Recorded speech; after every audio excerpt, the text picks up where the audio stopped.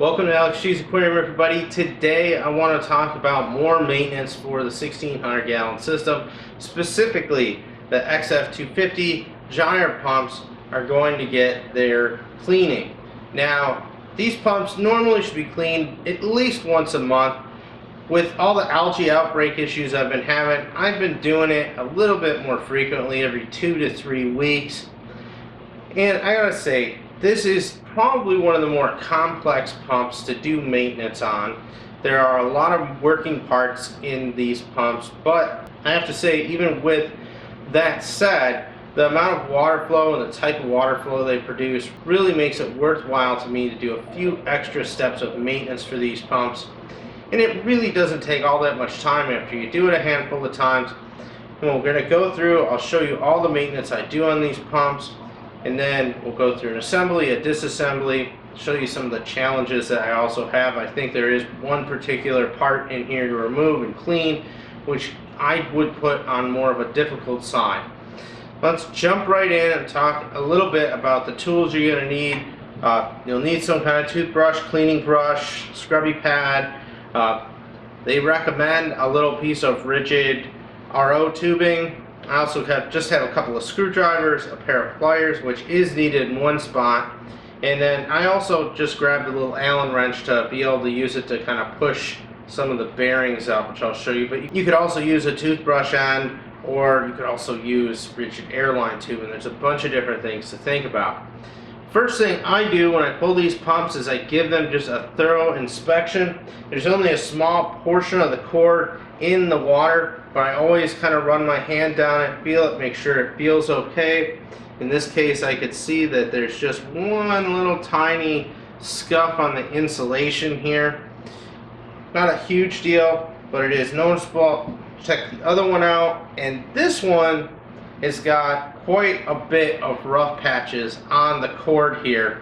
And what happened, and I noticed this in my last time I did a cleaning, but this time we're going to do something about it as well, is a sea urchin came over and decided to eat the algae off the cord. Sea urchins have very powerful jaws. They can go right through coralline algae. Some of them even bore into rocks. Now, this is not something that's uncommon. I mean, fish could do this just as easily. So before these pumps go back in, I am going to put a little bit of a cord protector on here as well to ensure that if something is going to chew on this, it's going to have to get through quite a bit more before it can get to the actual electrical cord. So that's the first thing I always do. One other word of warning I will give on these Maxspecs is it's happened to me. On the ends of the plugs, there's a couple of these little orange O-rings here to keep a watertight seal. I did have one instance where one of these did come off. I actually found it in the tank, and because of its color, I thought it was a rusting piece of steel, like a little ring of steel. But it turned out to be the O-ring. So always keep an eye on these. I always carry these cords over my shoulder when I disconnect pumps, just so that water doesn't run down them and get into the pins. This is seawater, so it is going to be corrosive towards most metals. And even a small amount of exposure, if it isn't cleaned up fully, will allow corrosion to start. And we don't want that when we're paying all this money for pumps. Let's get right down into breaking these pumps down now. Have a little raised lip here, and we're just going to kind of pull them right off on each one of these pumps. They just kind of pull straight outwards, and this will allow you to get the cages off. And as you can see, I have all this lovely algae that's on here, and this is what we don't want to happen in this, is to get a lot of debris stuck in the rotors of these pumps. And the rotor itself just kind of comes off first by getting the cage off. And there's a little bearing in here with a little rubber grommet on the inside and the outside to hold the gasket. Again, just by looking at the end of this rotor, there's a big giant gob of algae on there. This is not something that we want to have in here long term. The rotor just pulls off. There's another little rubber piece here. We'll do the same thing to this side. Pull the cage off, pull the rotor off. Now we're down to the basics of the motor on this. Now with this, I will take these little rubber ends off, you can get underneath them very gently.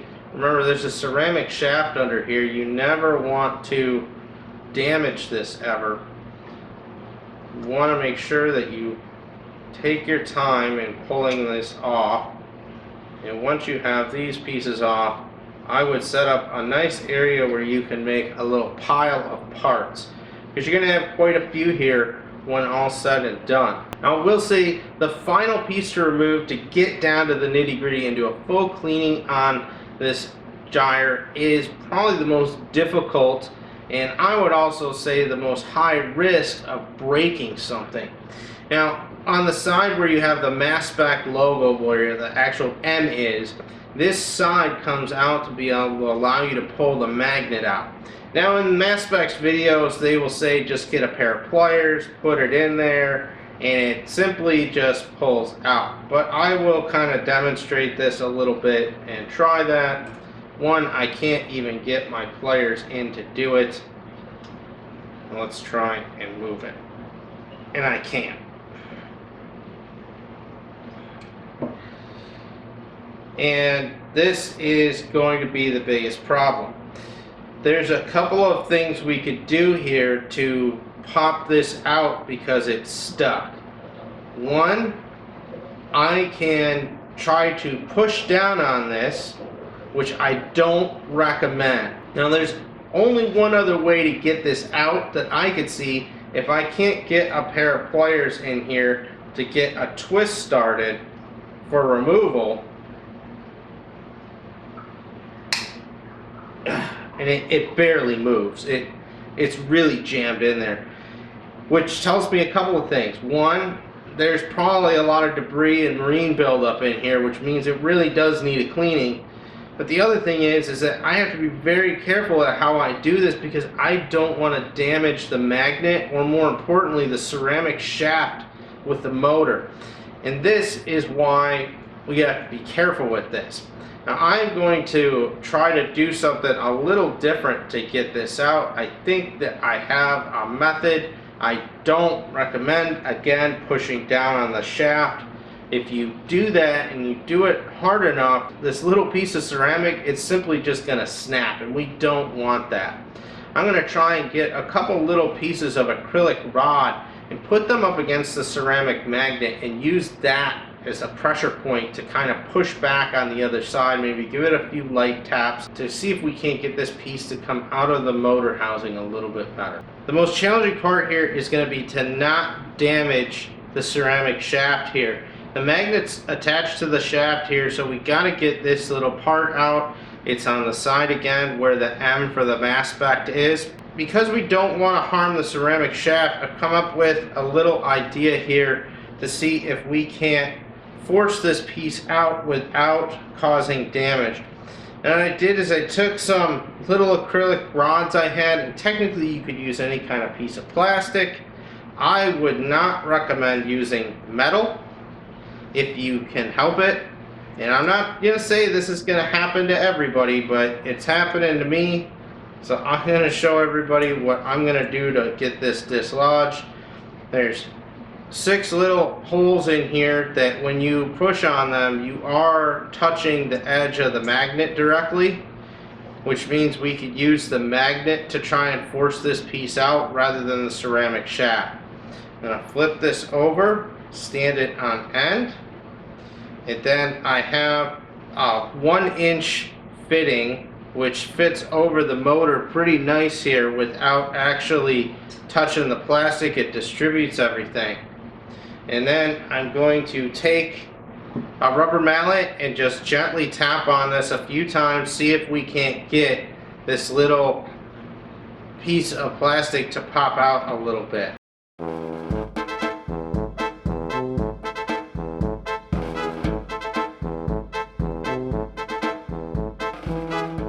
And there we go. A few more whacks. And we were able to get this piece out. It was really jammed in there bad. I'm not saying this is going to be necessary every time. This is probably the most difficult piece of the job, but you know, if you just look at this magnet, it's just covered in algae, and it's something that you gotta clean up. It's just gonna hinder the performance of this over time. Now inside of here as well, there is another little bearing that just popped out there, and a little rubber housing for that bearing. Now we have the motor all emptied out. I can pop out the other side of the bearing as well. Just going to use this piece of airline tubing again to do that. So the bearing is out.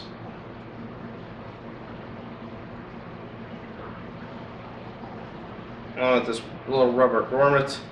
So I'm gonna take all these parts, clean them off here with a toothbrush and some water, just to make sure that they all look good. So far, I don't see anything visually broken on them. And these parts do wear over time. I mean, this is all rotating with the pump, but we at least got this magnet out without causing any damage, which is probably the most important thing I want you to take out of this. I'm gonna clean these parts up and say, if those parts clean, we're gonna scrub down the rotors and the cages. Now, the cages also have a bearing in them, which I'm gonna press out as well.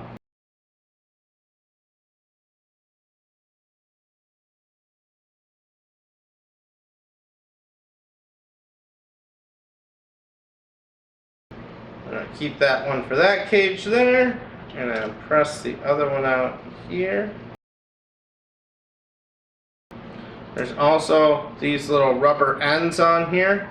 All of these little parts and a couple of big ones is what you have to disassemble to get one gyre pump completely disassembled. There's over 20 parts here, and this is a lot. Once you have it disassembled, it's pretty easy to put it all back together. Now I'm going to take a few minutes, do a good cleaning on all this stuff, and we will reassemble this pump.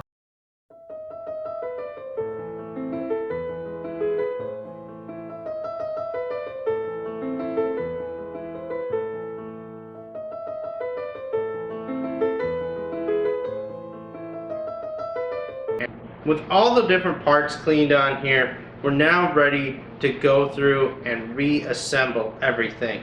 The only thing I added while I was cleaning is I used this other little pipe cleaner brush to get through all the bearings. Pretty simple to do.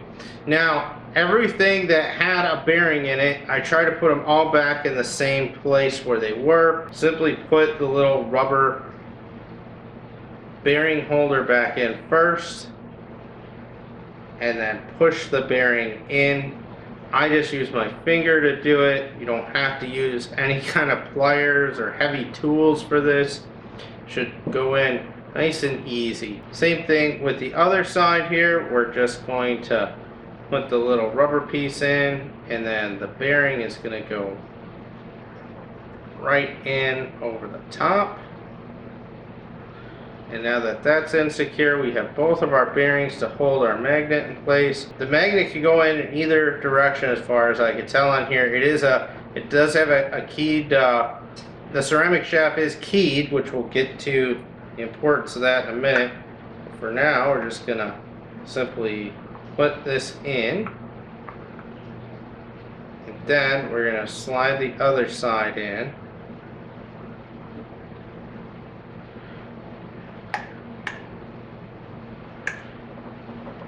Now, I was just trying to use my fingers to push this in, so I can kind of get it most of the way.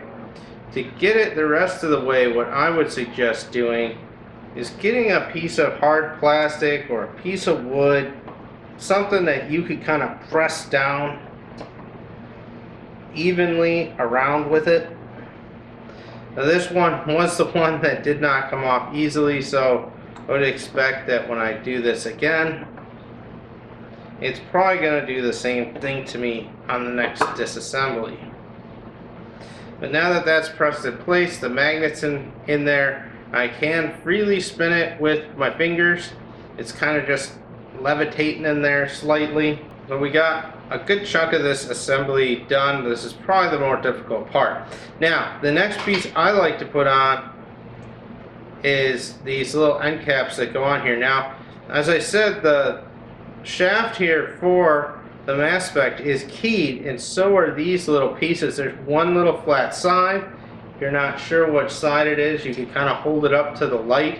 It's usually vertical up and down with the little key on here as well. So if it doesn't slide on easily one way, it might try to. If you force it though, it's going to be a problem. It should just fit right on there, just like that. Shouldn't be a hard press to get that on at all. Got it lined up. And it easily presses on there. So now that's all squared away. Now we could reassemble the rotor pieces. Same thing here. We're going to put a little rubber boot on first and then insert our bearing. Same on the other side here.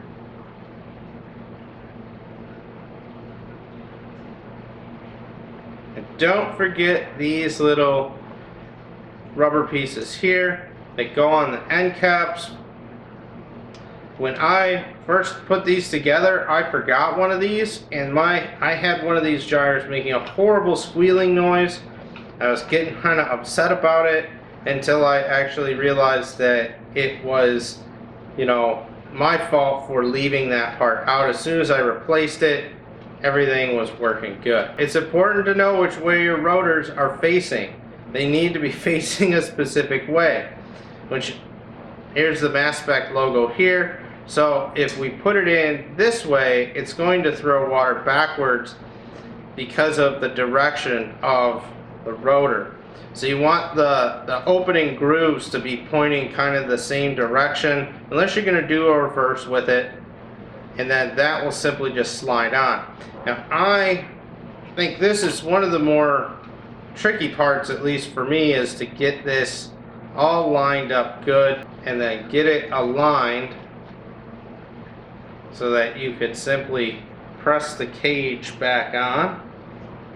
And once you have the cage pressed on, you can angle it in the direction that you want, and it shouldn't cause any kind of problems. Do the same thing on this side as well. You know, we're lined up good there, so we'll get this through there. I'm simply going to line this up. That slides right on there.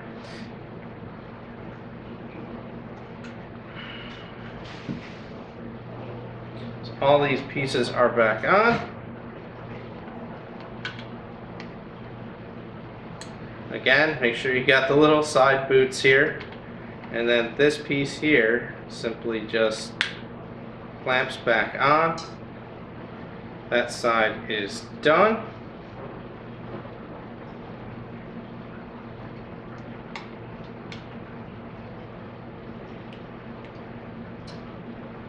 And now this side is done. Now this gyre has been cleaned off. There is just a slight amount of coralline buildup on here. It's not enough to be concerning yet. But in the future, as I do more cleanings on this, what I will do is, instead of just cleaning with water and a toothbrush, is I will get a vinegar solution out and I will soak anything in a vinegar solution that has a lot of coralline buildup on it. For now, this is really minor and it's not going to affect the performance of the pump. Just keep that in mind when you're cleaning things if you get a lot of buildup. We'll get back to this cord that is got a little bit of wear on it here from the sea urchin in a minute. With one gyre cleaned off, it's time to get the second one going. Let's get this one cleaned up. Let's get this one disassembled, cleaned up, and reassembled really quick.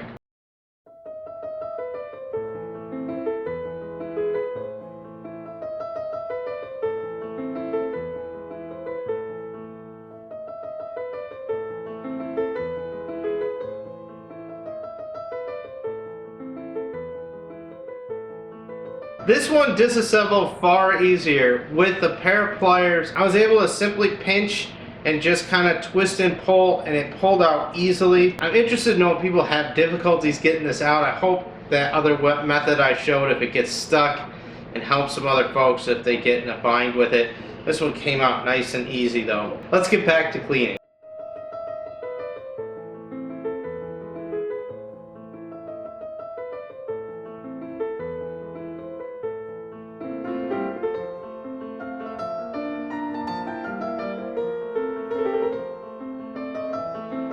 I am now done with the disassembly, reassembly, and cleaning of both Maxspect Gyre XF250s. Now it's time to put on a little bit of a cord guard here to ensure that I'm not going to have any problems when it comes to either fish, sea urchins, snails, whatever it is, trying to eat algae off of the electrical cord. To put the cord guards on, this is going to be really simple. There's a variety of different materials you could use. Now, I've used gutter guard in the past a lot in making strainers or even tops and tanks. I love this material. You can usually pick it up at a hardware store without any problem. And it is relatively flexible. It can give you a little sharp corners sometimes, but this is going to give me exactly what I want. Is I'm just going to simply wrap this around the cord a bit. Not going to be the most sightly thing in the world, but it should give me the protection I need on these cords to ensure I don't get any critters on here causing problems. I'm just going to take a zip tie, give it a couple of clicks in, do this with 2 of them. Now, I know they make cord keepers and stuff. There's other ways to do this. I'm going to start with this though, just because it's a simple thing using materials I have on hand already. Just going to try and get a real tight wrap around this to start. Now that I have it, take one zip tie,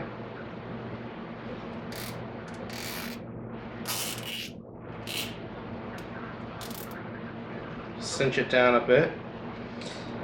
It's not a problem that I did this end first. Actually, it's going to work out good. Just going to take my pliers, snip that off there, and I'm going to get my other zip tie close by here. Again, I'm going to wrap this as tight as I can to try and lessen its appearance.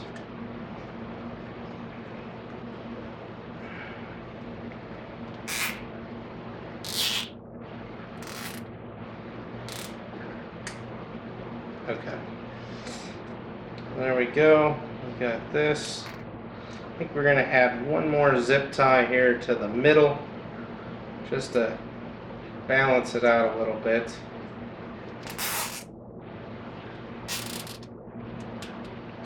Is this the most sightly thing in the world? No. And I might do something a little bit more substantial for this later on. But in the meantime, I gotta get something in here. I don't want something to just simply chew through the cord here. That's not going to be acceptable. There'll still be a little piece of it exposed. I'm not going to be able to get it all 100%.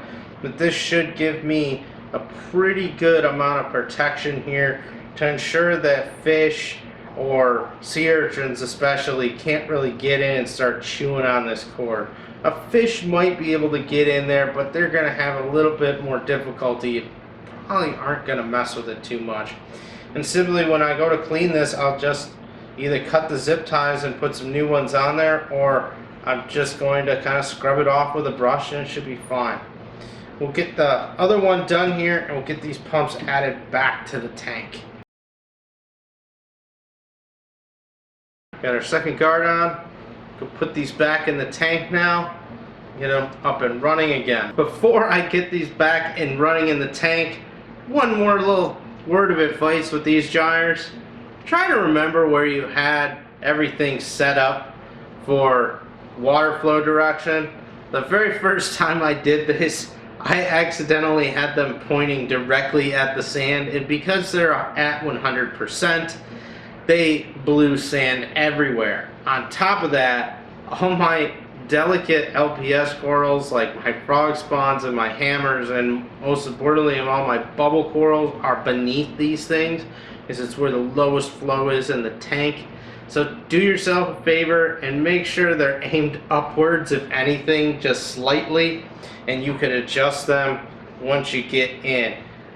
If you're not sure, you don't remember, take a picture before you start everything. That wraps up the maintenance on the Gyre XF250 pumps. If you have comments or questions about the maintenance I performed here, please let me know down below. I'm interested to know if there's any tips or tricks or different methods that you've used to clean these pumps. I know Maxspect has some great videos on doing this as well. I think the one thing that I've seen from their videos that's lacking, along with other videos I've seen on YouTube, is that the removal of the magnet from the motor is never really clearly shown. I have one that obviously does not come out easily, and using a PVC fitting and some little pieces of acrylic rod, I was able to get it out safely without damaging it. And it's something that I definitely think is an important aspect to this maintenance that shouldn't be overlooked. But please let me know if there's anything else that you'd like to see in this. Maybe I will do a follow-up video if there's something that people want to see in more detail out there. Of course, if you like today's video, please go ahead, give me that thumbs up. Let me know that you like the content. And if you want to see more on the 1600-gallon system that you see behind me, or DIY projects, maintenance videos, please go ahead, hit that subscribe button. I put out at least one video a week. I've been trying to bump it up to doing 2 videos a week, or a video and a live stream. So keep watching. There's a lot going on with the 1600-gallon system that I'm going to be talking about in the next couple of weeks. Thanks again for watching, everybody, and I will see you on the next video.